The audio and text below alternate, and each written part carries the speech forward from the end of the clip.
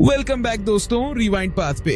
तो आज the rings of power के सीजन 2 के एपिसोड 4 ऑफ को एक्सप्लेन करने जा रहे हैं। इस एपिसोड का टाइटल है एल्डेस्ट और इसमें काफी सारे कैमियोज और रेफरेंसेस हैं जो हम ब्रेक डाउन करेंगे, इंक्लूडिंग एक बड़ी फैन फेवरेट कैरेक्टर की लाइव एक्शन डेब्यू। लेकिन पहले एपिसोड की बिगिनिंग से शुरू करते हैं। और हाँ, सब्सक्राइब जरूर करना ताकि आप मेरे वीकली ब्रेकडाउन्स, टीवी सीरीज के अपडेट्स मिस ना करें।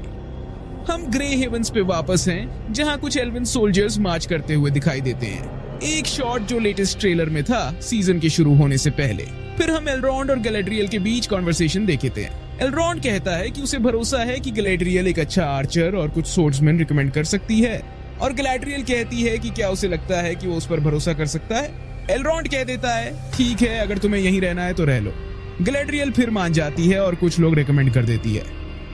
हम एल्फ कंपनी को अलग अलग लैंडस्केप्स के थ्रू ट्रैवल करते हुए देखते हैं। उसके बाद एक अच्छा मैप ट्रांजिशन आता है जो ब्रिज तक आने दिखाता है। मैप पे हम एक रिवर देख सकते हैं जो इस वक्त बरंदुइन के नाम से जाना जाता है, जिसका मतलब है गोल्डन ब्राउन रिवर। बुक्स और फिल्म्स के फैंस इसे ज्यादातर ब्रैंडीवाइन के नाम से जानते हैं। इमेज के ऊपर लेक दिखाई गई है जो लेक एवेंडिम है। बुक्स में यही वो जगह है जहाँ गैलेड्रियल और उसका हस्बैंड सेलिबॉर्न कई सालों तक रहते हैं, अर्ली सेकेंड एज में।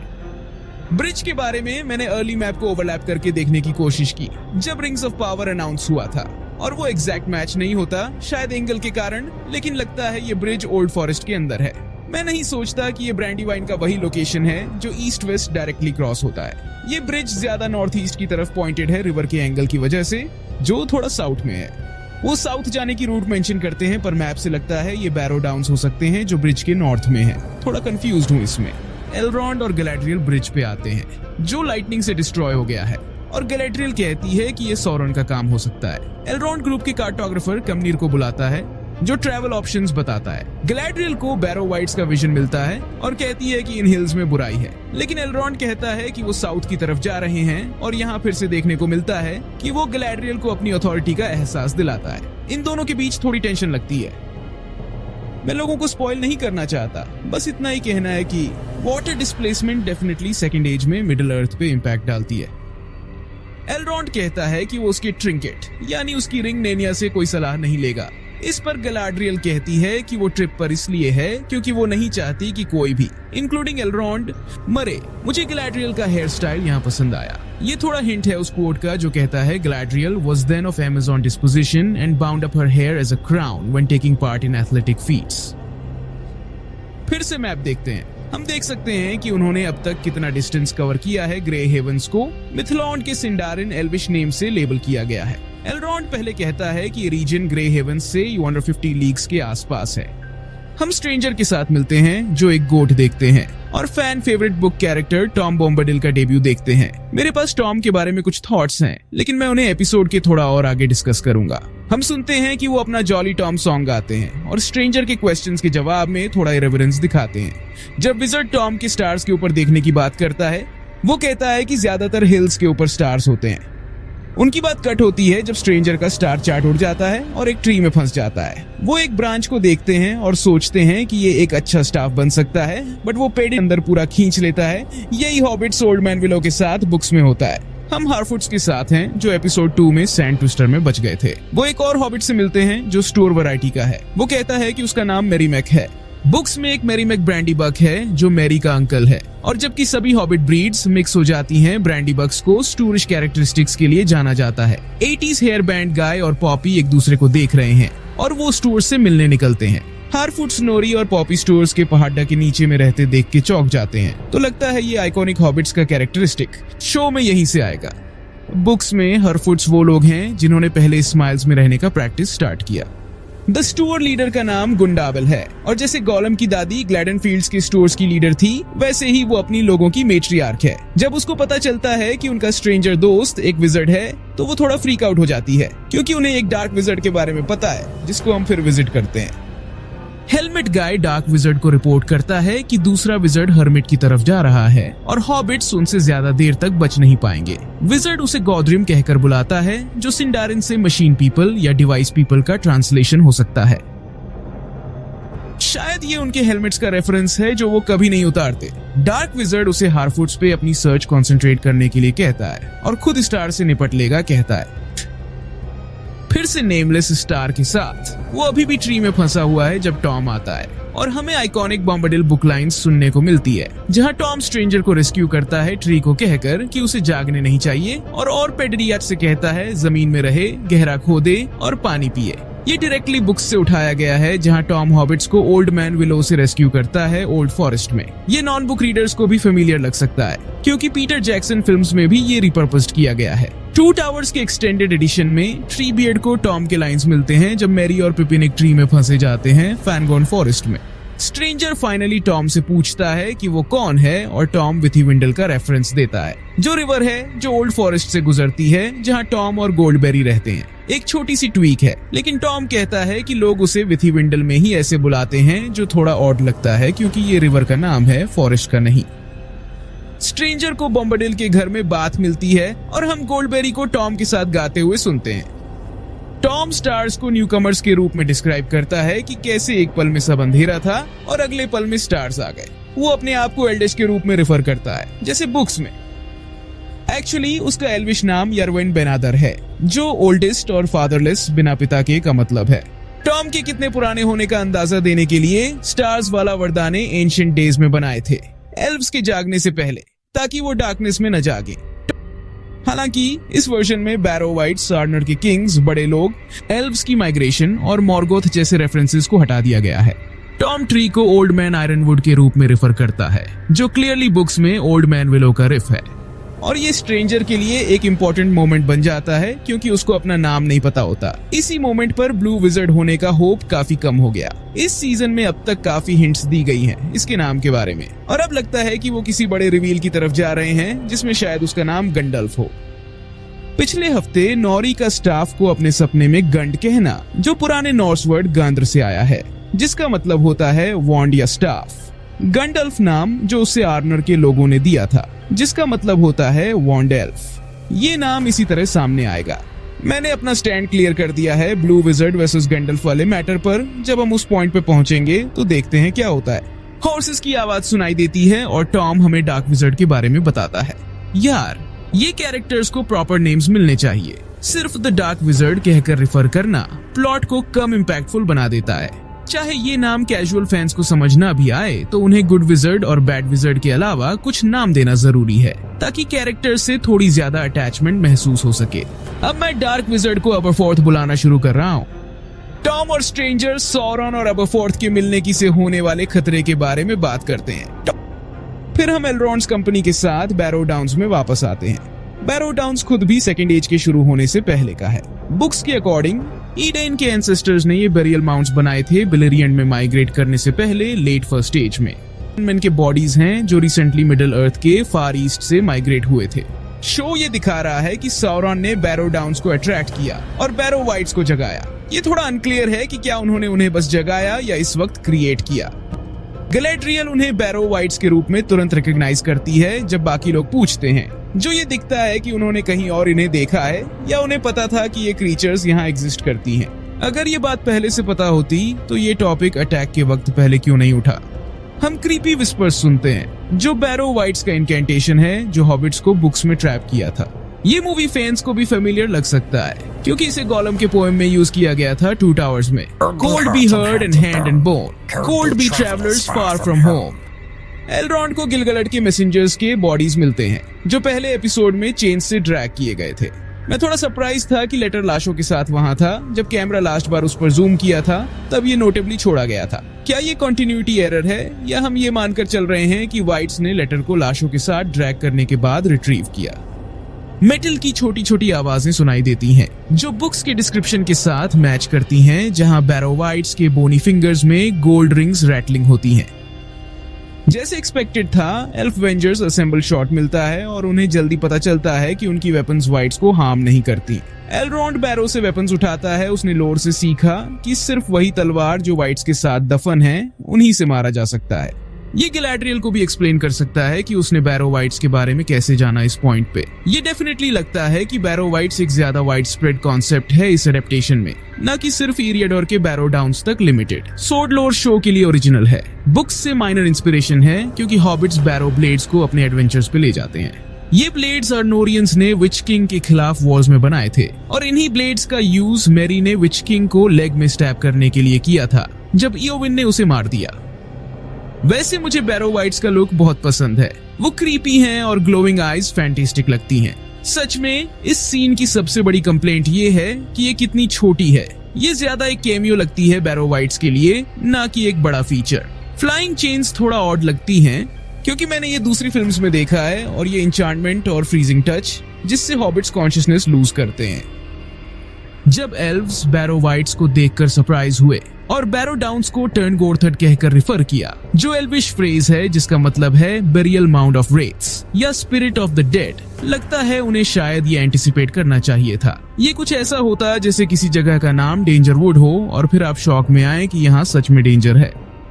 नेक्स्ट हम इसिल्दुर और अराउंडिर के साथ होते हैं, जो अटैक्ड कैंप को देखते हैं जहां वेपन्स और फ्लावर पेटल्स छोड़े गए हैं। अराउंडिर फिर लोगों के ग्रूसम रिमेन्स फाइंड करता है जो एंट्स के द्वारा अटैक और किल किए गए हैं। एस्ट्रिड अराउंडिर को कहती है कि उन्हें नॉर्थ के फॉरेस्ट चेक करने चाहिए। दोनों डिसाइड कर लेते हैं कि वो नॉर्थ की तरफ चलें, लेकिन अराउंडिर को कुछ शक है। इसिल्दुर फिर से अपनी नुमेनर की इंडोर प्लम्बिंग की ब्रैगिंग करता है और अराउंडिर एस्ट्रिड से कन्फ्रंट करता है, जो एक कंसील्ड अदर ब्रांड के साथ पकड़ी जाती है। जब स्ट्रेट की पॉसिबल ट्रेचरी रिवील होती है तो दोनों हीरोज उसे हथकरही में नॉर्थ की स्वाम्पी लैंड की तरफ ले जाते हैं। इसिल्दुर जब मड में गिर जाता है, अराउंडिर और वो स्वाम्प ऑफ सैडनेस में मरने ही वाले होते हैं, लेकिन स्ट्रेट अच्छा काम करती है और उन्हें बचाने के लिए एक स्टिक लगाती है। पता चलता है कि एक बड़ा बगवर्म थिंग एस्ट्रिड को खाने ही वाला था। उसी वक्त जब अराउंडिर उसे तलवार से चीरकर मार देता है, अराउंडिर कहता है कि दुनिया के डीप प्लेसेस में गुमनाम चीजें होते हैं। लगता है ये क्रीचर शैलो प्लेसेस में आया था। गुमनाम चीजें का जिक्र गंडाल्फ ने लॉर्ड ऑफ द रिंग्स में किया है जब वो गंडाल्फ द वाइट बनकर वापस आता है। हमें ये क्रीचर्स कैसे वेरिड हैं या उनकी डिटेल्स नहीं पता, बस ये चिलिंग रिमाइंडर्स हैं कि मिडिल अर्थ के डेप्थ्स में क्या हॉरर्स छुपी हैं। स्टूरविल में हॉबिट्स अपने काइंड के हार्टलेस ट्रीटमेंट पर बॉन्ड करते हैं। जब मेट्रियार्क को पता चलता है कि लीडर का लास्ट नेम बरोस था, तो वो सडॉक के एंसेस्टर के मूड बोर्ड को दिखाती है, जो एक ऐसी जगह का विजन दिखाता है जहां रोलिंग हिल्स हैं और लोग गुफाओं में रह सकते हैं, जो 1 महीने से कम में हो सकता है। सडॉक का एंसेस्टर, जिन्होंने हरफुट्स को शायद फाउंड किया, इस जगह को सूजत कहकर रिफर करता है, जो द शायर के लिए वेस्ट्रॉन नेम है। ये लगता है कि शो हमें बता रहा है कि अगले सीजन्स में हॉबिट स्टोरी लाइन कहाँ जा रही है। शायद वो शायर को एस्टैब्लिश करेंगे। क्या ये अर्नर कनेक्शन के साथ होगा जैसे बुक्स में? ये कहना मुश्किल है। शायद वो स्किप करके हॉबिट्स को इरेडोर में लेकर आएंगे किसी रीजन के लिए। नेक्स्ट हम गैलाड्रियल और एल्रोंड को रिंग के बारे में बात करते देखते हैं। एल्रोंड अभी भी रिंग्स के कॉन्सेप्ट को फुली एक्सेप्ट नहीं करता और गैलाड्रियल को लगता है कि यही उनका सॉरन के अगेंस्ट जीतने का एकमात्र तरीका है। रिंग उनका ओनली होप है सॉरन को डिफीट करने का। मैं ये देखना चाहता हूँ कि जब सॉरन 1 रिंग क्रिएट करेगा और एल्व्स अपने रिंग्स का यूज नहीं कर पाएंगे, तो क्या ये उनसे जो गैलाड्रियल सोचती है उनका ग्रेटेस्ट वेपन ले लेगा, या ये एक रिंग वर्सेस रिंग का सिनेरियो बन जाएगा। पहली सिचुएशन तो बुक्स के ज्यादा क्लोज होगी। मैं पर्सनली होप करता हूँ कि वह रिंग्स को ऑफेंसिव वेपन्स की तरह ना ले जाएं, जैसे 1 रिंग को कभी कभी देखा जाता है। गैलाड्रियल को एक और फोरसाइट विजन मिलता है। पहले हमें साउरन की क्राउन दिखाई जाती है, जो शायद उस ड्यूल से है जो लास्ट ट्रेलर में टीज किया गया था। फिर हमें एल्रोंड दिखाया जाता है जो ब्लडीड और बुरी तरह घायल है और ऑर्क्स उसकी थ्रोट पर नाइफ रख रहे हैं। फिर एक क्विक शॉट दिखाई जाती है जहां ऑर्क्स फियानोर की स्टैच्यू को एरिजियन में गिरा रहे हैं जब वो टाउन स्क्वायर टाइप एरिया को रनसैक कर रहे हैं। ये सीन सेलिब्रिम्बोर के गिरने के पैरेलल को हाईलाइट करता है, जहां उसके ग्रैंडफादर की स्टैच्यू और एल्विन स्मिथ दोनों गिर रहे हैं। फाइनल शॉट में हलब्रांड जैसा दिखने वाला सॉरन किसी ब्लॉन्ड हेयर वाले इंसान की तरफ देख रहा है। मैं सोच रहा था ये गैलाड्रियल हो सकती है, लेकिन अगर वो स्लोप पर नहीं है तो गैलाड्रियल बहुत छोटी लगती है। शायद ये एक और विजन हो जो सॉरन गैलाड्रियल को दिखाएगा, जहां वो अपनी यंगर सेल्फ को देखेगी जो हमने सीजन 1 में देखा था। गैलाड्रियल विजन से बाहर आती है और एल्रोंड से कहती है कि वो प्रॉमिस करे कि वो सॉरन को हराने को सबसे ऊपर रखेगा। एल्रोंड कहता है, मैं रिंग के साथ प्रॉमिसेस नहीं कर सकता, लेकिन हाँ, मैं सॉरन को जरूर हराऊंगा और अगर जरूरत पड़ी तो तुम्हें भी छोड़ दूंगा। उन्हें मैपमैन इंटरप्ट करता है क्योंकि उन्होंने ड्रम्स सुने हैं और फिर हम अरेंडेर और इसिल्दुर के पास वापस आते हैं। इसिल्दुर इस्ट्रिड को उसके मैनिकल्स से आजाद करता है और सोचता है शायद अब रोमांटिक मोमेंट आए, लेकिन इस्ट्रिड एक सोर्ड ड्रॉ करती है और अरुंडीर अपना बो ड्रॉ करता है। इसिल्दुर अपने फेल्ड रोमांटिक मूव्स को भूलकर इस्ट्रिड को प्रॉमिस करता है कि वो लोगों को उसे बाहर नहीं निकलने देगा। तभी एक फ्लावरी एंटवाइफ आती है और इस्ट्रिड को एक बोल्डर में धक्का देती है। अराउंडर इंटरवीन करता है और कहता है कि वो ग्रीनवुड से है। वो ओसिरिएंट के बारे में कह रहा है, ना कि ग्रीनवुड द ग्रेट, जो बाद में मर्कवुड के नाम से जाना जाता है। सीजन 1 में अराउंडर ने कहा था कि वो बेलिरिएंट से है और ओसिरिएंट में एल्व्स को ग्रीन एल्व्स कहते हैं क्योंकि उनकी क्लोथिंग लीव्स के कलर की होती है।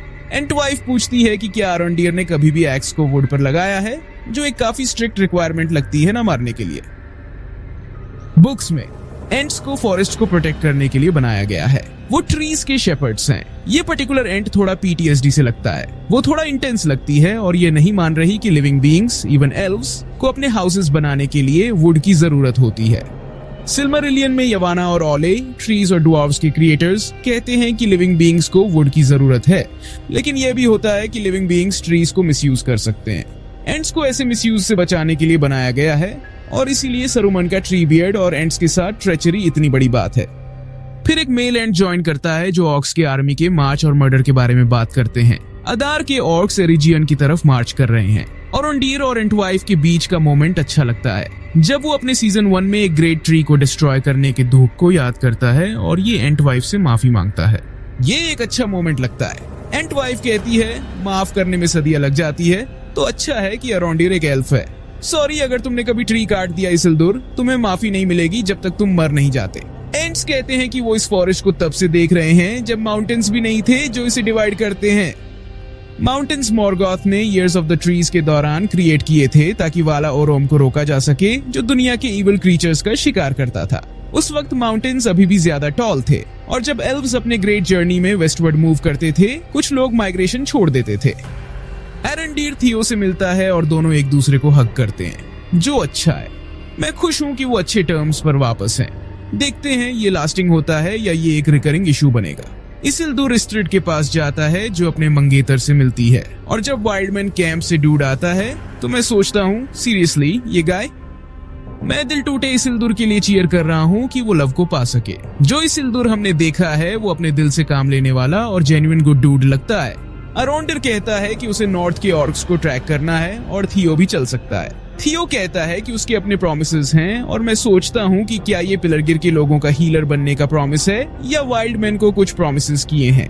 एक पॉपुलर थ्योरी ये है कि थियो एक नाज़गुल बन जाएगा और मैं देख सकता हूँ कि वो अरंडीर के करीब आने लगेगा और शायद अरंडीर के मरने से वो ईवल की तरफ टर्न हो जाएगा क्योंकि उसने अपने 2 पेरेंट्स को एसेंशियली खो दिया है। मैं क्यूरियस हूँ कि ये स्टोरी यहाँ से कहाँ जाएगी। एक क्विक जियोग्राफी नोट, हमें पता है कि ऑक्स नॉर्थ की तरफ जा रहे हैं और अराउंडीर और इसिल्दुर भी पिलरगिर के नॉर्थ में हैं। लेकिन मैप शॉट से क्लियर है कि अदार और उसकी कंपनी वास्तव में रोहान के लैंड्स में ट्रैवल कर रही हैं, व्हाइट माउंटेन्स के ईस्ट साइड पर, वेस्ट साइड पर नहीं। तो शायद इसिल्दुर और अराउंडीर जो हैं वो बाद में ड्रुइडन फॉरेस्ट के एरिया में हैं। मैप शॉट में हम देख सकते हैं कि फैंगोन फॉरेस्ट के साथ ज्यादा वुड्स कनेक्टेड हैं और रोहान के अक्रॉस फॉरेस्ट स्ट्रेच कर रहा है, तो वो सेलेब्रिम्बोर के रियल्म के काफी करीब हैं। और जब एलरॉन्ड गैलेड्रियल और टीम ऑर्क्स से मिलती है तो हम अस्यूम कर सकते हैं कि वो भी एरिजियन के रियल्म में है। एलरॉन्ड कहता है कि वर्ड गिलगालट तक पहुंचाना होगा उनकी होस्ट सेल के लिए, मॉर्डोर के लिए, वरना वहां कोई नहीं होगा अटैक करने के लिए, जो अच्छा नहीं होगा। पूरी तरह से मिस हो जाता है लेकिन वो कार्टोग्राफर एल्फ को स्टमक में हिट कर देते हैं। गैलेड्रियल ने अपनी जेडाई फोर्स हीलिंग अनलॉक की है।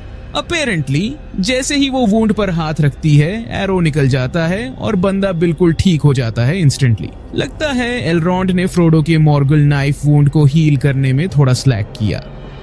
गैलेड्रियल अपनी रिंग को एलरॉन्ड को देती है, कहती है कि वो लिंडन वापस जाकर गिलगालाड को वॉर्न करे। फिर वो सिंगल हैंडेडली ऑर्क्स से लड़ती है, कुछ अच्छी लुकिंग थ्रोइंग डैगर्स के साथ और कूल मूव करती है, जहां वो एरोस को एक गिरते हुए टॉर्च से स्वाइप करती है और फिर उन्हें ऑर्क्स के ऊपर शूट करती है। एरोस थोड़े एक्सप्लोड करते हैं, कूल फाइटिंग स्टफ, कूल लगता है।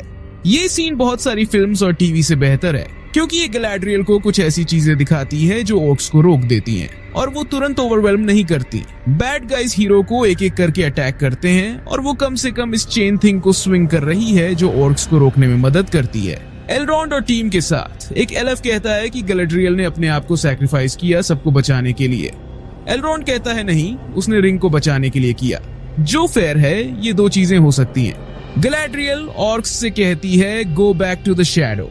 ये शायद गैंडल्फ के बलरॉक के कहने से अलग कॉन्टेक्स्ट में है। ये फ्रेज यहाँ भी काम करती है, जैसे ऑर्क्स को मॉर्डोर वापस भेजना, जिसका मच डीपर मीनिंग है एक लोकेशन से ज्यादा। आर्थर गैलेड्रियल का एरो पकड़ता है जब वो फायर करने वाली होती है और कहता है एलन सीला लुमेन ओमेंटियल्वो। ये फ्रेज और इसका translation fellowship of the ring से आता है, जब फ्रोडो गिल्डोर से कह रहा है, जो एल्व्स को दिखाता है कि वो उनकी लैंग्वेज को जानता है। इसके साथ ही गैलेड्रियल को अदार और ऑक्स द्वारा पकड़ लिया जाता है और हम सीजन के हाफवे पॉइंट पर हैं। मुझे आपके थॉट्स इस एपिसोड के बारे में कमेंट्स में लिखना अच्छा लगेगा। बहुत सारी स्टोरीज हो रही हैं और खजात-दूम और अनटर स्टोरी लाइन्स की एब्सेंस फील होती है। टॉम बॉम्बार्डिल को लाइव एक्शन में देखना कूल था और मुझे एक्सपेक्ट नहीं था कि वो बुक्स की तरह होगा। उन्हें एक नए एरिया में एक मेड अप विजर्ड स्टोरी के साथ डाला गया है, लेकिन मैं डेफिनेटली ज्यादा जॉली टाइप टॉम की उम्मीद कर रहा हूँ, न कि मॉडरेटली टॉम की। होपफुली अनटार के साथ वापस आएंगे, चीजें ट्रैक पर आएंगी, अगले हफ्ते पता चलेगा। मीनवाइल अपने थॉट्स कमेंट बता सकते हो कि तुम्हें इस एपिसोड का क्या पसंद लगा। तब तक ले बाय बाय गाइस, मिलते हैं नेक्स्ट वीडियो में। Thanks for watching.